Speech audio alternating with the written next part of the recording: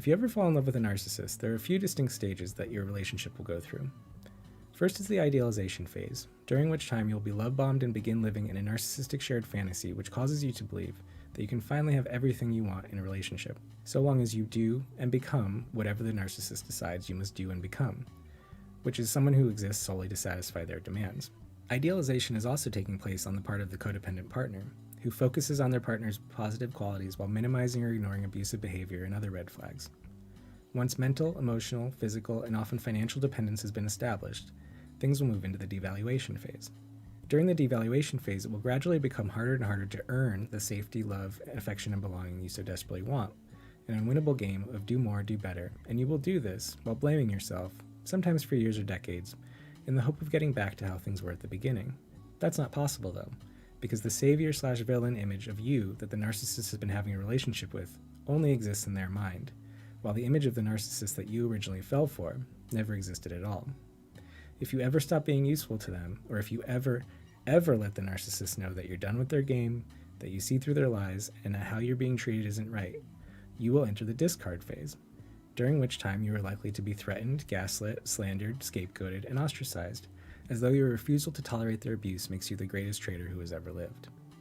And finally, months or years later, the narcissist will return for the hoovering stage, during which they will attempt to pull you back into their lies and their lives, or failing that, simply emotionally destabilize you and ruin your day. If you ever become one of Jehovah's Witnesses or fall in love with a similar group, you will cover the exact same stages. The idealization phase of discovering the truth and being accepted as one of God's people, followed by a gradual devaluation phase and discovery that there is no amount of effort that will ever be enough. Then the discard phase of shunning, disfellowshipping, and scapegoating. And finally, the hoovering phase of random guilt-trip texts or calls by JW friends and family to encourage you to return and serve some more. A relationship that relies on emotional blackmail, enmeshment, and trauma bonding is an abusive relationship. A relationship that can only ever end in devaluation and discard is an abusive relationship. If you don't want your kids to end up in an abusive relationship someday, then don't raise them in one. Victims of childhood trauma can be exceptionally receptive to narcissistic shared fantasies and relationships that recreate past abusive environments. And the Watchtower's worldview offers exactly that. Which brings us back to the 4 Fs.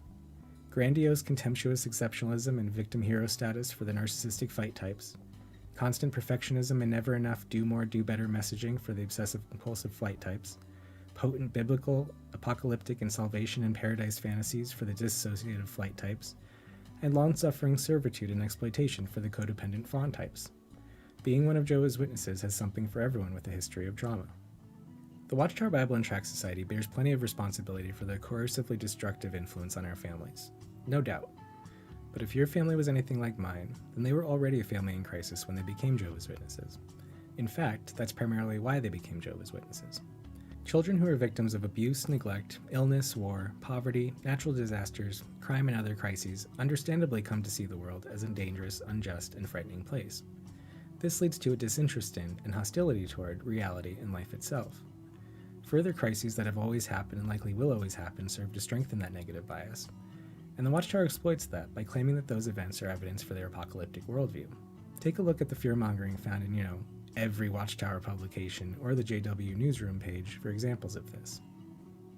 So when some neatly dressed, seemingly happy and healthy strangers with very well-behaved children showed up with some magazines and told our traumatized parents and grandparents that yes, you're right, the world is dangerous and unjust and frightening, and in fact, all of those things were foretold in the Bible, and soon this wicked world and all the bad people who hurt you will be destroyed, well, that message really resonated.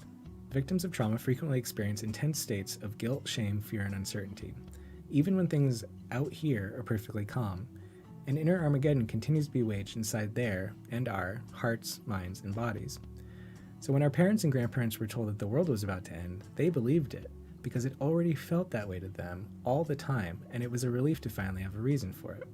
My ancestors were not monsters or villains.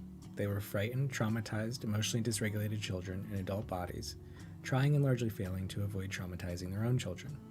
This template of emotionally dysregulated narcissistic abuser, fawning codependent excuser, and terrified parentified children appears in numerous forms and severity in the parenting and adult relationships of my parents, my stepfather, my grandparents, and in me. So I find myself wishing that someone, at any point, had gently pulled any of us aside and said, "Here's the deal. You're hurt. You're scared. You're angry. This is where that all comes from, and this is how you can heal from it. That never happened, so here we are. Even governing body members were innocent children once upon a time. Given everything we've discussed, can you imagine the severity of abuse and neglect required to end up as an authoritarian cult leader? Would you ever want to switch places with those intellectual and emotional toddlers whose fragile identities require them to build and maintain institutional levels of self-aggrandizing delusion? Because they were all raised in the same exact environments as we were. Having said that, authority and responsibility are inseparable, and the Watchtower's leadership are all grown men perpetuating very real harm. Just because you feel bad for a starving wolf doesn't mean that you should feed that wolf your children.